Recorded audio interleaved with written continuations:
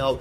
Grok being heavily removed is really strong in the current patch, especially with the, I think everybody now knows really. Oh my god, the cancer boots. The cancer boots of sweetness. Exactly. You know, such an additional mobile pick that they could have out, and Natalia being removed. This is a clear indication that EVOS has been doing their research. Definitely. Well, I do like this pickup here of Natalia being banned out as well as Grok. I do feel that this is going to be a very interesting composition here. We do see Lancelot Hayabusa being picked up here by EVOS. What do you think about this? I mean, you go for a strong pick early on like IDNS does, right? They do hover over the high loss right now. But the fact that they picked up Lancelot Hayabusa could be very interesting coming towards IDNS. Do you feel that IDNS, I mean, they don't have their own MPL, right? But I'm pretty sure they've made some necessary preparations for this kind of composition. I'm very sure that they have. In fact, I really love the Chol pickup over here. It's slightly underrated. We haven't really seen much of him in the Malaysian, Singapore, or the Indonesian side recently. But he is. We were theory crafting about this, and he is pretty high up there. Hayabusa's, early on pick with Lancelot was a great initial starter because you have damage dealers, you have it. One of the stronger picks within this patch, but to round it off, having Angela and Akai just gives them the extra versatility. And oh my word, that's such a quick lock-in for Jawhead. I'm not sure about the final Jawhead composition, how much into the team fight and as a fighter will he actually play out. But Bane and Fanny rounding up IDNS Thailand, absolutely insane. So here we have it. On both sides, we now have the lineups. I'm going to get a little bit of your, prediction just based on the picks and bans that's there, because I did not expect Bane to come through. I didn't expect Bane to come through. I didn't even expect the Jawhead, but I do see a little bit of how this Jawhead can fit in this composition. He can set up some really interesting fights here, especially with Lancelot and Hayabusa. Hayabusa now being worked out a little bit more. Now, instead of mana, he does have energy. He does have energy now, so I think that's going to be really interesting. How that's going to fit into the entire composition and whether or not the team can execute. Because when we look at this composition, you're going to see that it's all about execution. It's all about how we're going to get the damage into their faces. We're going to be loading into the game. Whether or not it's going to be IDNS Thailand or EVOS, let us know in the comments below. Hashtag EVOS win or hashtag IDNS Thailand win. Let us know. I mean, IDNS Thailand picked here with the Bane coming through. Not only does it throw a little bit of a wrench into what you typically see within the region here, it also is showing their versatility and their flexibility as a team, and that is something to be feared. Definitely. Alright, so standard knock up here. Oh my god, Amy IZ now in a lot of trouble. IDNS seems to be in the big bottom spot here. Early on, it's going to be first blood. Jawhead drawing out first blood for the side of EVOS. And EVOS looking to make sure that the Indonesian pride echoes in the comments. Oh, we see Nemo TV now in a little bit of trouble here. I mean, it was really good for them to respond afterwards by going in and having the invade, noticing that Hayabusa was not there, most likely taking his buff. Nice rotation coming in from the side of IDNS Thailand to spot that out. And now we see that, the sort of, three-man, death walk that's coming out from EVOS there, using a little bit of advantage in terms of extra goal and experience that they got to pressure the bottom lane.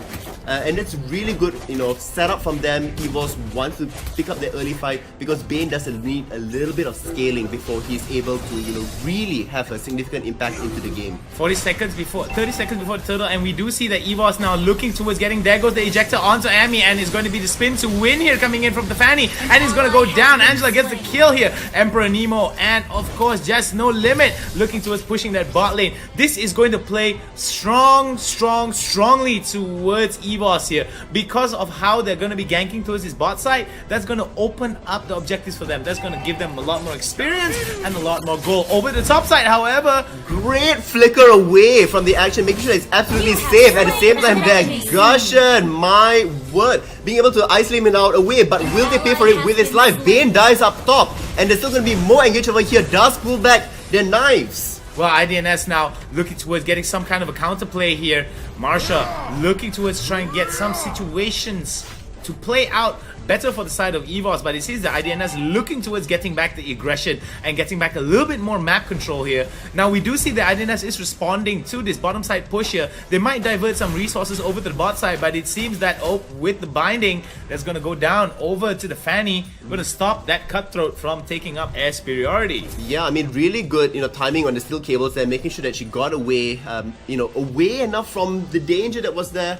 Really good. Currently 3-1, just checking sure that Turtle is still there. Both teams are standing around it. Akai still looking Oh, the flicker right is a rejected. See, Amy is in a big spot here. Amy's gonna go down to the Lancelot. This is gonna be where the fight's gonna go down. Turtle going back and getting back the HP, regenning. And the fight is splintered in over their heads. Emperor now going dangerously low. Will he be able to get away? Oh, manages to get away. Dodges it beautifully. I mean, that was really nicely done by them. They're focusing on the team fight, making sure that they were not specifically taking the objective, which helped a lot in stopping the objective being taken. And with that, we see a little bit more kills, the goalie growing in terms of EVOS favor, but the main objective was still not taken. I mean, it's a little bit of a throwback towards MSC, in my opinion, because when we do see some things like this, right, where goal lead is definitely something in favor and kills are something in favor for an enemy team, we do see that some teams are able to play from behind. These itemizations are going to be very interesting. What do you think about this? All of this, I mean, Pseudo. The boosts of swiftness all across the board. We also see lots of magical resistance coming through as well. You do have Angela, you have Jawhead and Akai there. So it makes sense that IDNS Thailand is really setting up for the later stages of the game where the damage will not be as severe as before. Now we do look here, a lot of problems coming in for the side of EVOS here. Oh, Amy gets flicked again over the shoulder. He goes, just no limits, has been taken down. That's not gonna be a good start here for the side of the fight. EVOS now in a big trouble, but they managed to get another kill back. It's 1-for-1 now. Will Marsha be able to go? Amy now in a big spot. This is where the dive can be good. Another kill by the Hayabusa, and we do see EVOS looking towards getting more and more advantages here. Amy getting poked down a little bit more, and we do see that they are going to try to get the turtle again, and it's going to be the first turtle going to go over towards EVOS. More experience, more gold. Exactly, they've been trying so hard for the objective, finally paying it off, does secure it. On top of it, getting the few additional kills, and also now a little bit of the map advantage as well. Moving towards their favor, back up top, we're going to see that Bane is skirmishing a little bit with Hayabusa. That's there. Still trading back and forth. Nice Veil picked up by Gushin there. Prioritizing a little bit more defensiveness because they do want to stay in this fight a little bit longer to make sure that they are able to deal out the damage. The kickback is there. There goes the kickback. It's beautifully done. Nemo TV goes down. Amy in a bit of trouble here, has to flicker away. This is where the fight could turn around, but EVOS decides, nope, we're not going to go and commit too much towards it. This is where some trouble is going to be for EVOS here. Oh, Korra TV, Aura now in a bit of trouble. Will be able to get that little bit of health there thanks to the lifesteal, but he's going to get taken down with the smack from Bane. Now we do see Just No Limit hanging out over to the bot side here. Fanny in the jungle looking towards their moving up here. So as we see this kind of style, we do like what EVOS is doing actually. So I feel that what EVOS is doing is relative towards getting those early objectives, but they've got to be very, very careful that IDNS does not pick up on this and matches their playstyle here, because if they match their playstyle, then all of the lead that you have seen thus far, like how we've seen early on, is going to translate towards a very, very weak mid game here for the side of EVOS. We do see that the goal is being catched up here by the side of IDNS. EVOS still has a lead, but is only a few plays away from losing that lead. What do you think about this, Pseudo? I definitely agree about the early stages of the game here. We talked about EVOS wanting, to take a little bit extra risk as they're doing that. So far, their risk has paid off. However, with the middle stages of the game coming out now, we are seeing that Gushin is able, to come in, do that burst damage out there. Aura might get taken down here, but will take somebody else with him. Fanny goes down there as well. Might be able to escape. The Juke will not quite be enough. Chug gets the kill onto that one, and it's still going to be more aggression back up top. Loving the fact that EVOS is playing more of a objective-based game out here, systematically removing people from under the turret and then pushing it out. Well, I like this because Emperor is actually timing his dodge really, really well. So I do like the fact that with the follow-up that's coming in from the side of EVOS, they might actually be able to steal this game away from IDNS. And I don't know about you, but it seems that IDNS in a little bit of a shaky side here coming into the first game. But it's still not too late. They're still 2 kills behind. Not too far off, but it's going to be a bit of a battle here if they need to catch up. They need to win a little bit more fights. And this is where IDNS does not win fights here. Amy getting caught again and is going to get taken down. Look at the amount of damage that's being drawn out here. A mega kill onto Emperor. Emperor living up to his words. A dominant display of regality. And we are going to see that Hayabusa has started up Lord here already. Now, IDNS Thailand is more so primed towards the later stages of the game, where Fanny can really wreak havoc across, the split pushing side of the map. And that's what they haven't really reached yet. Look for this to happen around the 10 to 12 minute mark, as the items really start to build up. Because they went a little bit more defensive earlier on, they are lacking a little bit of damage right now. But still, removing Angela. Fanny coming in, removing Angela is going to be a big problem here for the side of EVOS. Now IDNS might be able to turn this around. If they get the Lord here from under EVOS's noses, they could turn around the fight and they could get it. Oh, that was a beautiful high loss ultimate here. Marsha being taken down, separated from the fight. They're all going to go, but Lord has been slain. IDNS Thailand might be able to come and turn this around, but the fight is not in their favor. They will be getting them down one by one, and out of nowhere, IDNS Thailand catching it up. Will the Indonesian pride chants silence in the comments now? Oh man, Indonesian That team. was, really hard for EVOS to take out there. Not only were they pushed away from Lord, but they should not have gone in for the re-engage of the fight. Yes, they should have gone in, potentially for the steal that's there, but overcommitting with the resources was insane. Having the concentrated energy on Gushing there meant that he could just sustain so much within the teamfight that's going on. Oracle there on high loss as well, making sure that he does stay topped up throughout the whole time. Curse Helmet on Akai not quite going to be helping in this situation. They need to wait for the next round of items before EVOS can start to compete with them. But with IDNS Thailand now getting their items, they are in pretty prime position to fight more equally. Now here comes EVOS now sticking together, making sure that they are going to win out this fight. Amy has to get away now. That's going to be a bad spot for the side of IDNS to take the fight here. EVOS looking towards getting it back. Taking a little bit of turret damage will be Framesy.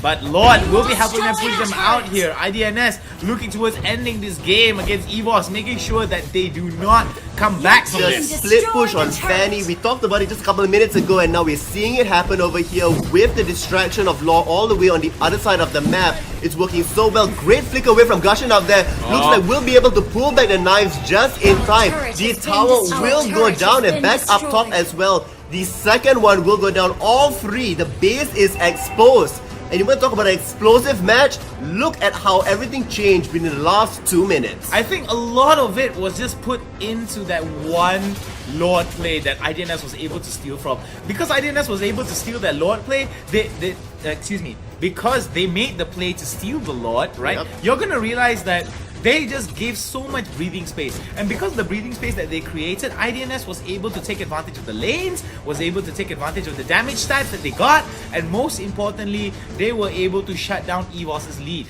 EVOS now has to turtle up a little bit, make sure they do not lose these next 2 fights. Losing this next fight might be the end for EVOS. It might be the end now already. Now we're going to see that Fanny has to back out a little bit. Akai's ultimate is on. Does trap 2 members out there. Will it be enough to bring it down in the end? IDNS now in a big spot of trouble. One of the damage dealers has gone down. Cho will be taken down, and there goes Amy now looking towards it, but there is going to be a bit of a push here over to the top side. This is going to be crazy. IDNS looking towards it, and look at that experience by Amy, looking to live up the passion, looking to live up the damage is going to go down. Aura now has to go down. There goes Just No Limit, looking towards getting that No Limit up and at him. But will they be able to get it? No, IDNS pushing it out. This is going to be bad here for the side, but the turret damage coming down for IDNS will stop them from pushing it out. This is where IDNS has got to go back. This is where EVOS could actually get a little bit more breathing space, but it's not going to be enough though. Framesy looking towards getting it, and oh my god, Miss Mink taking them down with some good kills here. I mean, really utilizing Bane so effectively. The ultimate zoning, people away, making sure that they are trapped out there.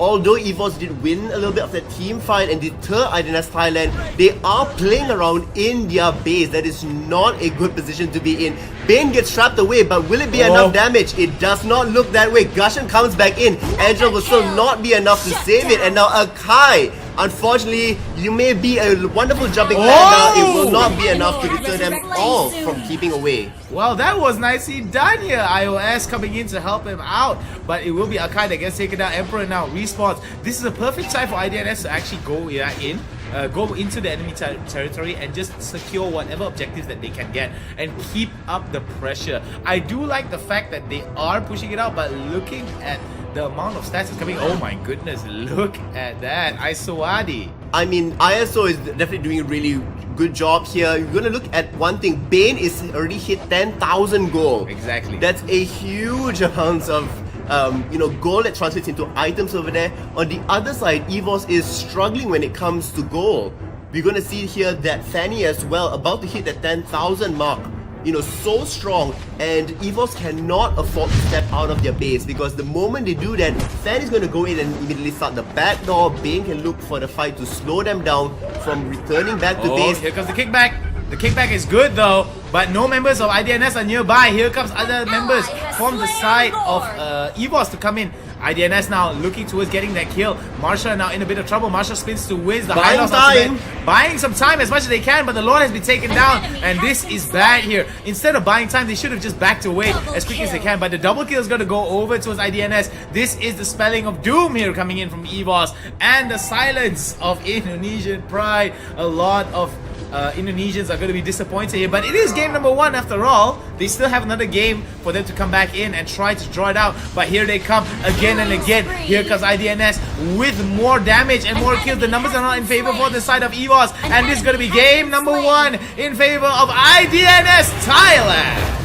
What a way to kick things off. Thailand showing everybody, how it's done in pride, really there. We're going to switch back a little bit to us for now. And hello, we are back. My name is Suro. All the action you just said that was coming from the Hound, obviously. Man, I gotta take off my glasses for all, because my eyes are just completely taken aback by the amount of, it's just amazing to watch a team that is just so understanding of their own win capabilities. They knew what they had to do. EVOS came in strong early on, and that was great. I did think that the Indonesians were very, very, very talented in bringing a very strong early game. However, the Thais were just, the IDNS was able to just bring some Thailand spiciness towards them. I don't know, it must be their Tom Yum